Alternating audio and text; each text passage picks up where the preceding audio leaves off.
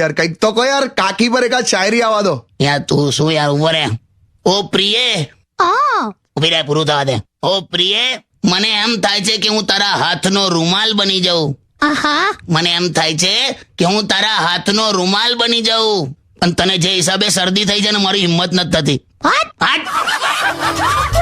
એક ટાઈમ હતો જ્યારે મારા નામથી પણ લોકો ધ્રુજતા હતા. આ તો કેમ ધ્રુજતા હતા એ કોને? પણ શિયાળામાં તમે લોકોની રજા લઈને ભાગી જતા હતા, તે ધ્રુજે જ ને. તો આ બધું બોલવાની જરૂર છે પણ તારે? હું માંડ પેલો ખોફ તૈયાર કરું છું. આ કરો ખોફ. भाई लोग, ये तुम्हारा किशोर बाबा 23वीं तारीख को गुरुवार के दिन सुबह 11 बजे रेडियो सिटी इंडिया के फेसबुक से लाइव दिखेगा.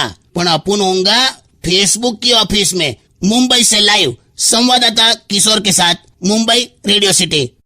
ના છેલ્લે સમાચાર જેવું લાગ્યું નહીં? વાંધો નહીં, તમે નીકળો, અત્યારે બધા તમને લાઈવ જોઈશું અમે. Stay tune with radio city 91.1.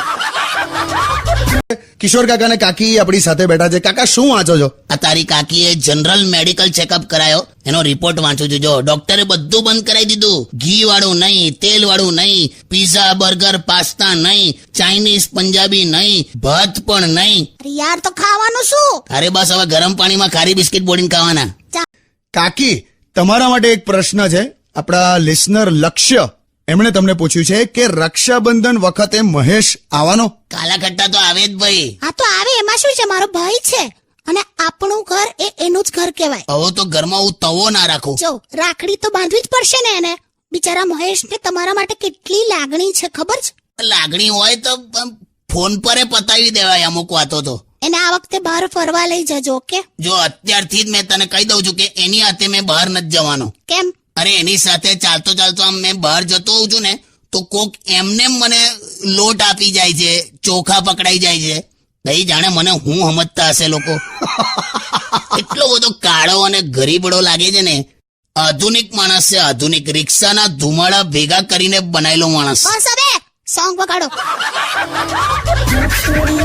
મારી ફ્રેન્ડ છે ને દક્ષા, એની છોકરી છે અંકિતા, તો એ હિરોઈન થઈ ગઈ અને મને હમણાં કહેતી હતી કે ખાખી તમે બ્યુટીફુલ છો, તમે ઇન્ડસ્ટ્રીમાં ટ્રાય કરી શકો છો.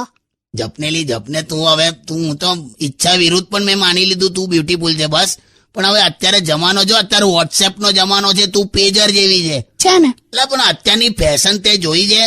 આ મેગેઝિન પડી છે ને, આ ટેબલ પર ખોલ એના પાના અને જો મોડલો બધી. પહેલાની હિરોઈનો કેટલા કપડા પહેરતી હતી, કેટલા, એક પછી એક કપડાના લેયર જ હોય, કોબીચ જેવી. અને આમ શૂટિંગ પર આવે ને એટલે એમના કપડા મોટા મોટા બ્રીફકેસમાં આવે. અને અત્યારનું જો ટિફિનમાં કપડા આવે છે. અરે એવું બધું નથી પહેરવાનું. પણ મારે આ તો એનો ભાઈ છે ને, રાઇટર છે જીતુ, એક સરસ લખશે ને મારા માટે. અલા જીતુ રાઇટર છે જ નહીં. આ એ પહેલા બાથરૂમમાં લખતો તો બધું, દિવાલો પર પણ લખે છે હજુ પણ. હવે દરિયા કિનારે રેતીમાં. પણ હું ખરેખરમાં આમ પૂછું તો હિરોઈનમાં ચાલુ? આદુ જેવી ફિગર છે તારી. આદુની કોઈ ફિગર હોય? ટોટલી શેપ વગરનું હોય. તું એ જ સમજાવજો.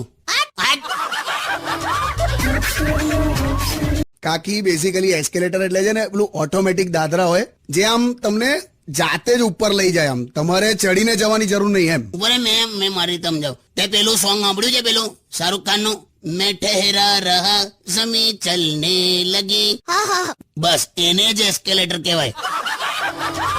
કૂદાકૂદ ના કરતી પછી પ્લાસ્ટર ના પોપડા પડે છે. નથી મારું વજન એટલું બધું. સોસાયટીના ગાર્ડનમાં પેલી પતરાની બેન્ચ બનાવેલી, તે બેન્ચની એક સાઈડ તું બેઠી, તે એવી તૂટી અત્યારે છોકરાઓ લપસણી ખાય છે એના ઉપર. ચાલ હવે સોંગ્સ વગાડ, તો બધું મારા પર આવ્યું. હાલે હમણાં તો એક છોકરી મને મળી તો મને કે વાવ કાકા વાવ, કે તમે તો કે રેડિયો પર આવી જાવ છો ને. તો મેં તો કીધું મેં તો ઘેર પણ આવી જાઉં છું. પછી જતી રહેલા ગભરાઈને. શું નામ હતું છોકરીનું? કરિશ્મા. ઓ કરિશ્મા. એટલે એવું કઈ નહીં બે, જે નામમાં માં જોડાઈ જાય ને એમાં પછી ફિલિંગ ના આવે. ઓકે હું ઓકેલી. હવે ચાલો ઉભી થા, હવે ઊંધો લોટો પડ્યો એવી બેહી રહે છે. Stay tune with radio city 91.1. જૂનામાં જૂનું શું મળ્યું માળિયામાંથી? મારી ગર્લફ્રેન્ડ નો લવ લેટર મળ્યો. બોલ. સાવ ગપ્પા મારે છે, કોરું પાનું હતું ખાલી. એ તો એ વખતે બોલચાલ બંધ હતી અમારી એટલે. જાવ ને યાર. દિવાળીમાં હું ઘરે આવું એટલે શું ખવડાવશો? તું આવજે ને ખાલી બંને બહાર ખાઈ આવીશું. કેમ કાકી કશું બનાવવાનું નથી? અરે મને કશું બનાવવા જ નથી દેતા. અલા પણ શીરો બનાવે એમાં હિંગ અને અજમો કોણ નાખે? તમને શું ખબર પડે? કોઈ વેરાયટી છે તમારી લાઈફમાં? આ ગઈકાલે મેં તમને એવું કીધું કે તમે રસોડામાં જાઓ અને એમાંથી ગરમ મસાલાનું પેકેટ લેતા આવજો. પણ ક્યાં હતું? મને નતું મળતું. મને હતું જ, તમને નહીં મળે એટલે જ હું પહેલેથી જ લેતી આવેલી. જો છે ને તારે કઈ કામ જ કરવું હોય ને તો મારું પેલું જે કબાટ છે ને ખાનું એ મને સાફ કરી આપજે. 8 વર્ષથી તે મારા કપડાનું કબાટ સાફ નથી કર્યું. શું 8 વર્ષથી? જલાઈ ગઈ તું. શું ચલાઈ ગઈ? કઈ રીતે જલાઈ ખબર છે? તું પેલા ન્યૂઝપેપર પાથરે છે કબાટમાં, પછી એના ઉપર કપડા ગોઠવે છે, બરાબર? હા 2009 ના ન્યૂઝપેપર છે. ચોટીલામાં કોક લૂંટફાટ થઈ હતી એવું લખેલું. સારું, આ વખતે કરી આપીશ બસ. એટલે બધા પોતપોતાના કબાટમાં જોઈ લેજો ન્યૂઝપેપરો બધા ક્યારથી સાફ નથી થયું તે. સારું હવે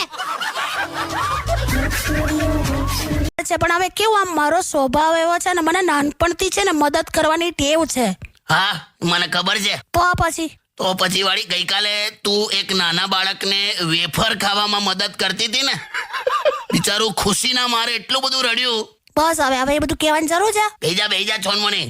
ના હવે ચાલો હું નીકળું જ છું. હારું ચાલ ઘેર જા નીકળ. પેલું બોલી જા છેલ્લું વાળું. So, stay tuned with Kishore Kaka only on Radio City 91.1.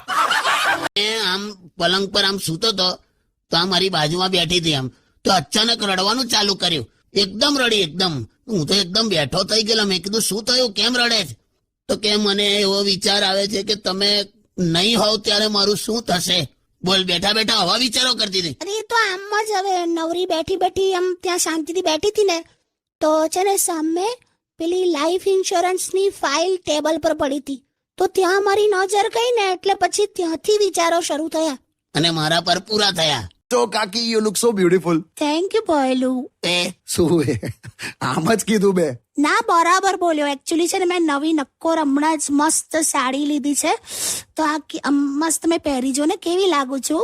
મસ્ત એકદમ જોરદાર. તમે તો કહો હું કેવી લાગુ છું એમ. હવે છે ને આ એક એવો સવાલ છે ને કે જેમાં સત્ય એ શાંતિની સામે એટલે આવા કેવા ફાલતુ જોક પણ આવે જ સારા નહીં. મને પણ એવું જ થાય છે, પણ છે ને બંદૂક સરળતાથી મળતી નથી એટલે બસ. તું બહુ બોલીશ નહીં, આવે સેજ વેલ્યુ રાખ. મારી પોતું તો હું મારું છું. શું વાત કરો છો? એટલે હું નથી કહેતી એમને પોતું મારવાનું. એમાં છે ને અમારી જે નવી કામવાળી આવી છે ને થોડી કામ બ્યુટીફુલ છે, તો એને હેલ્પ કર્યા જ કરે છે દરેક કામમાં. એમાં પેલી બધું કામ એમની પાસે કરાવી લે છે. બોલ. પણ મસ્ત છે હા લુચ્ચી. બસ હવે ચાલો ઘરે. હજુ તો આમ મારે પેલી સાડીઓનું સેલ લાગ્યું છે ને ત્યાં થઈને જવાનું છે, બીકોઝ યુ નો 5 રૂપિયામાં સાડી, 10 રૂપિયામાં તો ભરે સાડી મળે છે. બોલ.